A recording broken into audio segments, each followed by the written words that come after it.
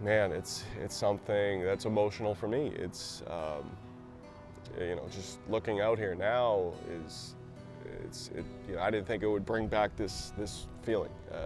But it did, and just walking on here, even for a second, this is where I created everything for myself, good and bad.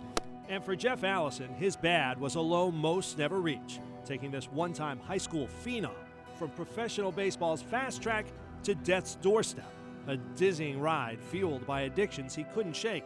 There was alcohol, OxyContin, and then heroin. Okay, you got to get that elbow up over your shoulder. As soon as you turn, you're good if the ball's here. You're not if it's here. Today, instead of in a big league dugout, Jeff Allison can be found at extra innings in Tewksbury, where young players hang on his every word. They are words of advice from a student of the game, from a young man well beyond his 27 years. 9 years ago, Jeff Allison was not only the talk of the town, but the state as well. Armed with a 97-mile-per-hour fastball, the former Massachusetts Player of the Year and Baseball America National Player of the Year had scouts turning out in droves for every game and drooling over every pitch. His numbers were eye-popping, 63 and 2/3 innings without allowing an earned run, a perfect 9-0, and 142 strikeouts. That was a special year for me. It was probably my best year pitching-wise in my life, because I knew what was on the line. And that was a shot at the big leagues. In 2003, Jeff was drafted in the first round, 16th overall by the Florida Marlins. The contract came with a $1.8 million signing bonus. Jeff's dreams were coming true.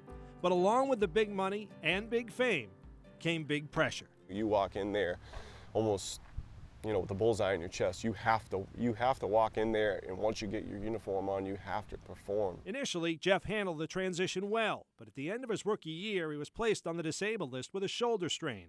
And in a matter of weeks, alcohol and drugs started to creep into his life. I started having downtime, and when left to my own devices at that time, not knowing anything about addiction, I would do what I did, and I had a lot of money, so I could do that, and I did.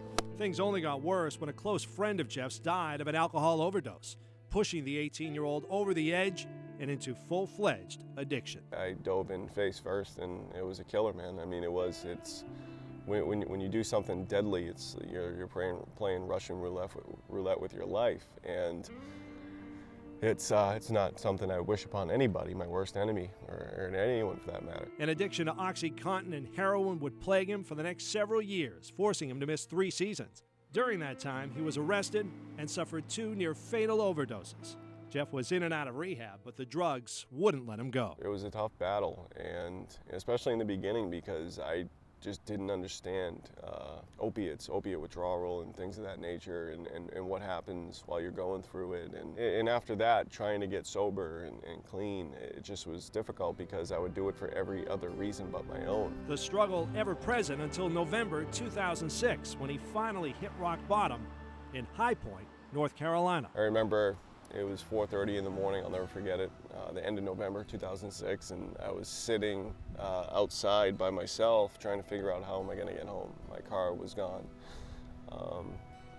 and I just didn't know what to do, strung out on, using and drinking and things of that nature, and, crying by myself. I'm not in Massachusetts, I'm not around family, I'm not around loved ones or friends, not even acquaintances that I even knew. I had to make the next best decision for me, and that was the hardest thing I've ever had to do, was make that next best decision for me, but I did. And I'm here today to speak on it because— What was that decision? Get up and walk. Get up and walk. That's all I could do. I walked 33 miles home to Greensboro, North Carolina, where he finally called home for help and finally got the help he needed. Once Jeff got clean, the Marlins gave him another shot. He resumed his pitching career in 2008 and even made a couple of midseason all-star teams in A-ball before moving up to Florida's Double-A club. Things were looking good. But in 2010, the one thing he could always count on, his pitching arm, which had brought him so much success, failed him. He felt something pop at his right elbow, and it was never the same, leading to a couple of mediocre seasons before ultimately free agency last fall. Today, the tall right-hander is successfully rehabbing his elbow and closing games for the Malden Bulldogs of the Yawkey League. Recently, I joined him as he returned to the mound at Peabody High for the first time in 10 years. A little bit of emotion, a little bit. So much has changed for Jeff since he towed the rubber for the Tanners, yet his passion for throwing heat still drives this native son.